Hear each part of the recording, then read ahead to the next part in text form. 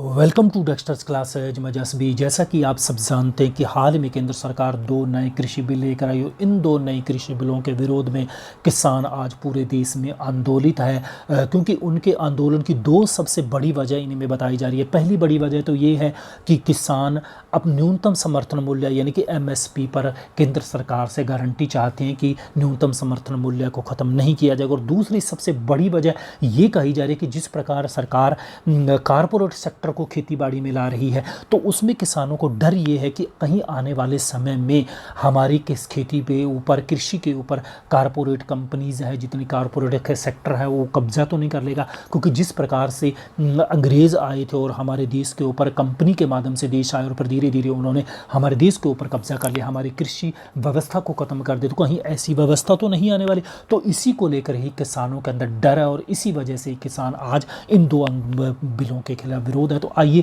हम इसी के ऊपर बात करेंगे और सबसे पहले हम ये देखेंगे कि ये जो आंदोलन की वजह है, ये असल इन दो कृषि बिलों के अंदर ऐसी कौन सी बातें जिनकी वजह से वजह है, और दूसरा यानी कि ये समर्थन मूल्य क्या है। तो बने रहेगा वीडियो में आगे बढ़े उससे पहले निवेदन है कि यदि चैनल को सब्सक्राइब नहीं किया तो चैनल को सब्सक्राइब कर लीजिए। पहली यहाँ पर बात कही जा रही है कि अब किसान उपज से खाद्य उत्पाद बनाने वाली कंपनियों, थोक और फुटकर विक्रेताओं या फिर निर्यातकों आदि के साथ उपज के लिए सीधे करार या व्यवसाय के समझौता कर सकते हैं। यानी कि अब किसानों को पास की मंडियों में अपनी फसल को ले जाने की बाध्यता नहीं रहेगी, वो सीधे ही खेत में खड़ी फसल के साथ किसानों, ये जितनी भी बड़ी बड़ी कंपनीज है या कारपोरेट जगत के लोग हैं, उनके साथ व्यवसायिक समझौता कर सकते हैं। यानी कि फसल की बिजाई करने से पहले ही वो आने वाली उपज के लिए भी समझौता कर सकते हैं। यानी कि वो यदि यानी कि मान लीजिए एक चिप्स बनाने वाली कंपनी के साथ किसी प्रकार का समझौता कर ले और वो कहेगा, वो कंपनी कहेगी कि मुझे इतने टन या इतने क्विंटल मुझे चिप्स चाहिए, तो इसलिए मुझे क्या प्याज की आवश्यकता है, तो फिर वो किसान उस कंपनी की डिमांड के अनुसार वहाँ पर यानी कि आलू की खेती करेगा। तो इस प्रकार से व्यावसायिक समझौता किया जाएगा। दूसरी बात यहाँ पर कही जा रही है कि कंपनियाँ व्यवसाय के साथ जैसे ही करार हो जाता है तो अच्छी पैदावार के लिए फिर वो आवश्यक साधन या इनपुट्स उपलब्ध करवाने की जिम्मेदारी उसी कंपनी की रहेगी। यानी कि कंप्लीटली जितने भी असिस्टेंट होगा, आर्थिक या किसी भी प्रकार का दवाई, तकनीक, सलाह, समझौता, इस प्रकार हर प्रकार की जो सहायता होगी उसी कंपनी के द्वारा सहायता उपलब्ध करवाई जाए। यानी कि समय समय पर कंपनी की तरफ से प्रतिनिधि आएंगे, खेतीबाड़ी का निरीक्षण करेंगे कि फिर खेती किस प्रकार से बढ़ोतरी कर रही है, किस प्रकार से इसमें किस प्रकार की पेस्टिसाइड की आवश्यकता है, कितने पानी की आवश्यकता है,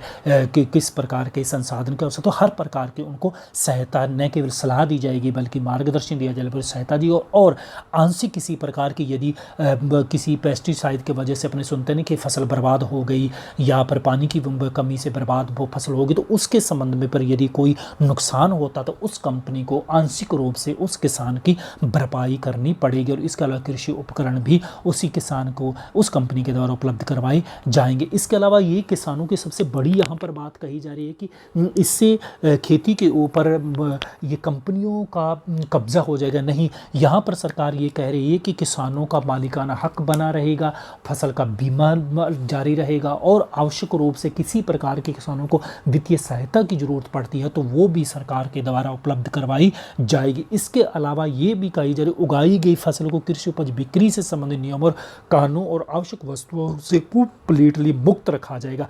तो अब यहाँ पर ये किसानों के लिए ये कहा जा रहा है कि ये जो नियमों और कानूनों और आवश्यक वस्तुओं अधिनियम के तहत जो ये प्रावधान को ख़त्म किया जा रहा है, यही सबसे बड़ी विवाद की जड़ है। क्योंकि यहाँ किसानों को डर है कि कहीं सरकार न्यूनतम समर्थन मूल्य का जो ये बाध्यता है, नियम बनाया गया है, कहीं इसको ख़त्म तो नहीं करने वाली है। तो इसके ऊपर सरकार बार बार कह चुके इस प्रकार का हम न्यूनतम समर्थन मूल्य को जारी रखेंगे। और हाल ही में आपने ये भी देखा होगा कि आने वाली खरीफी फसल के लिए सरकार के द्वारा न्यूनतम समर्थन मूल्य भी जारी कर दिया, रबी की फसल के लिए न्यूनतम समर्थन मूल्य भी जारी कर दिया गया। तो इसके अलावा जो ये आवश्यक वस्तु अधिनियम है, आवश्यक वस्तु अधिनियम क्या है कि जो प्याज, आलू, टमाटर की हम बात करें तो ये आवश्यक वस्तु अधिनियम के तहत आते थे। इनको व्यावसायिक फसलों में नहीं डाला जाता था, तो क्योंकि इनको स्टोरेज किया जाता था, इनको आवश्यक वस्तुओं के रूप में रखा जाता था, इसको भी कंप्लीटली व्यावसायिकरण कर दिया गया। अब किसानों को इसके ऊपर किसी प्रकार की बाध्यता नहीं रहेगी।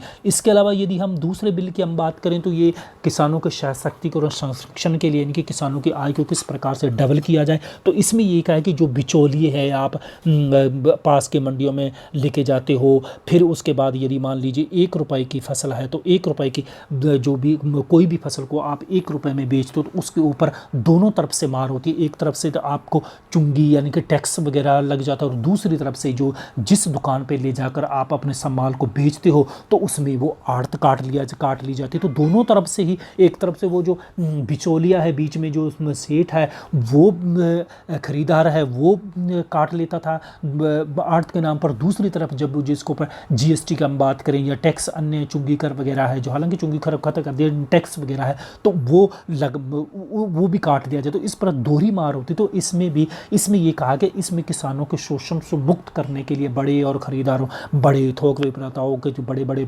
जितने भी उपभोक्ता कंपनियां हैं, उत्पादक कंपनियां, उनके साथ सीधे ही सरकार किसानों को जोड़ दिया जाएगा। इसके अलावा नई नई तकनीकों को डेवलप किया जाएगा ताकि किसानों के आय में सुधार हो। इसके अलावा ये कार्य वैश्विक बाज़ारों में किसानों को इंट्रोड्यूस किया जाएगा ताकि दुनिया के अन्य बड़े बड़े कंपनी जो है वो भारत के अंदर कृषि के क्षेत्र में आकर निवेश करें। तो इस प्रकार से ये सरकार का प्लान है जिसमें किसानों को ये डर हो रहा है कि ये कंपनियां कहीं आने वाले समय में हमारी खेती के ऊपर कब्जा न पाए। इसके अलावा किसान प्रत्यक्ष रूप से विपणन से जुड़ सकेंगे, ना कि डायरेक्ट खुद ही माल को खरीद सकेंगे। तो इसमें ये नहीं होगा कि बीच में बिचौलिए की जरूरत नहीं पड़ेगी। पास की दुकानों में जाकर, आप मंडियों में जाकर जिस प्रकार अपने माल को बेचते हो तो उसमें दोहरी मार पड़ती है, यानी कि बिचौलियों की इसमें से भूमिका कंप्लीटली खत्म हो जाएगी और उन्हें पर फसल का बेहतर मूल्य मिल सकेगा और किसानों को पर्याप्त सुरक्षा दी जाएगी। समाधान की स्पष्ट समय सीमा के साथ प्रभावी विवाद समाधान तंत्र भी होगा, यानी कि यदि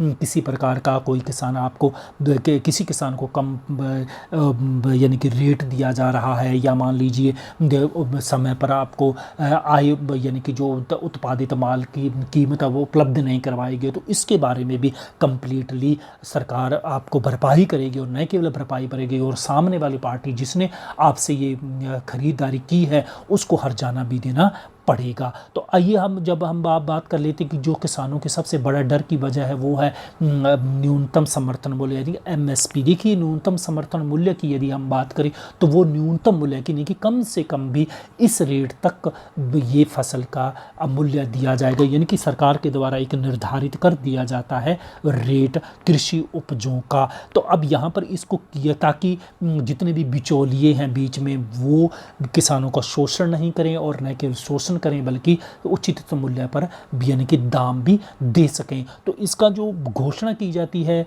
वो की जाती है सरकार के द्वारा की जाती है, लेकिन इसकी जो सिफारिश की जाती है वो सीपी के द्वारा, यानी कि जिसका बोलते हैं कृषि लागत और मूल्य आयोग की सिफारिश पर इसको घोषित किया जाता है। तो ये जो यानी कि न्यूनतम समर्थन मूल्य है साल में 2 बार जारी किया जाता है, एक रबी की फसल पर और एक खरीफ की फसल पर, और ये ऐलान किया जाए फसलों की बुवाई के समय। जिस प्रकार अभी जो सरसों और गेहूं की जल्द ही बुवाई शुरू होने वाली है, तो उस समय पर बुवाई के वक्त ही ये न्यूनतम समर्थन मूल्य को जारी कर दिया जाता है। तो अब यहाँ पर इसका जो बड़ा फायदा होता है न्यूनतम समर्थन मूल्य का, इससे क्या है कि एक तो वाजिब रेट मिल जाता है, बीच बिचौलिए होते हैं वो शोषण नहीं कर पाते हैं, इनके मनमाने तरीके से रेट नहीं लगा सकते हैं। और फिर दूसरी बात जो सार्वजनिक वितरण प्रणाली के माध्यम से जो किसान जो गरीब तबके को सरकारी जो अनाज वगैरह मिलता है वो उचित मूल्य पर मिल जाता है, यानी कि सरकार के द्वारा, क्योंकि एमएसपी के तहत बड़ी मात्रा में सरकार के द्वारा खरीदारी की जाती है। और यहाँ पर ये भी आशंका व्यक्त किया जा रही है कि आने वाले समय में से फिर सरकार सार्वजनिक वितरण प्रणाली के तहत ये जो एमएसपी के तहत सरकारी खरीद नहीं करेगी, लेकिन ये सरकार ये कह रही है कि खरीद अवश्य की जाएगी। इसके अलावा यदि हम बात करें कि ये जो एमएसपी शुरू कब की गई थी, ये की गई थी जब देश के अंदर 1966-67 में हरित क्रांति आई थी और देश के अंदर जब अनाज की बहुत बड़ी कमी थी और विदेशों से हमें अनाज मंगवाना पड़ता, तो देश में ही अनाज की उपलब्धता बनाए रखने के लिए, अधिक से अधिक उत्पादन को बढ़ावा देने के लिए 1967 में हरित क्रांति के दौरान ही एमएसपी शुरू की गई। तो सबसे पहले एमएसपी शुरू की गई थी गेहूं के ऊपर। फिर उसके बाद आने वाले समय में एमएसपी के बाद फिर उसके बाद हम बात करेंगे आने वाले समय और भी धीरे धीरे बढ़ा दी गई। लेकिन यदि हम बात करें कि राज्य सरकारों और अन्य मंत्रालयों से भी इसके ऊपर राय ली जाती है कि कृषि लागत और मूल्य आयोग की सिफारिश जब दी जाती है उसमें उनके होता है। और इसकी बात यदि हम अगर सीएपी की सीएसीपी की हम बात करें तो 1965 में इसकी स्थापना की गई थी। फिर उसके बाद हम बात करें कि ये जो इसका पहले नाम हुआ करता था कृषि आयोग, फिर उसके बाद 1985 में इस कृषि मंत्रालय से जोड़ दिया गया और उसके आधार पर ही फिर ये जो पूरी की पूरी जो कृषि लागत और हम बात करें मूल्य आयोग की सिफारिश पर ही सरकार को एमएसपी की सिफारिश इनके द्वारा की जाती है। और तय कैसे होती है, तो आज के समय में पहली बात करें कि 23 फसलों पर एमएसपी दी जाती है। तय कैसे होती है, तय होती है कि जो अपने बात करें कि केंद्र या अन्य राज्यों की या संबंधित मंत्रालयों की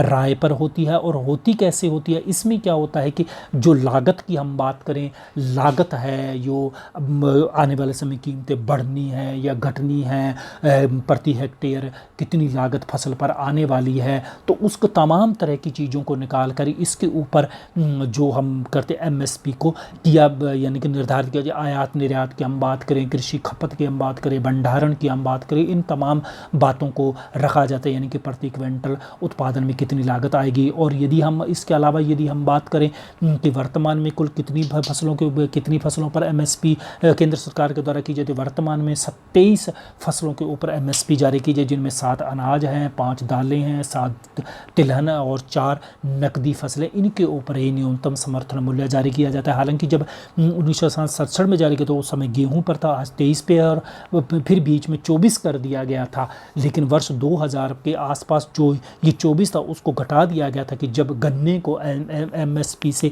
यानी कि केंद्र सरकार की सूची से बाहर करते हुए राज्य सरकारों पर डाल दिया गया कि अब राज्य सरकारें ही गन्ने के ऊपर एमएसपी तय करेंगे। तो अब केंद्र सरकार 23 पर अपना एमएसपी जारी करती है। तो ये था फ्रेंड्स हमारा आज का वीडियो। उम्मीद है कि वीडियो पसंद आया होगा। पसंद आया तो लाइक कीजिएगा, शेयर कीजिएगा, चैनल को सब्सक्राइब नहीं है तो चैनल को सब्सक्राइब कर लीजिएगा। मिलता हूँ इसी प्रकार के और ज्वलंत टॉपिक के साथ नेक्स्ट वीडियो में। वीडियो सुनने के लिए आपका बहुत बहुत धन्यवाद।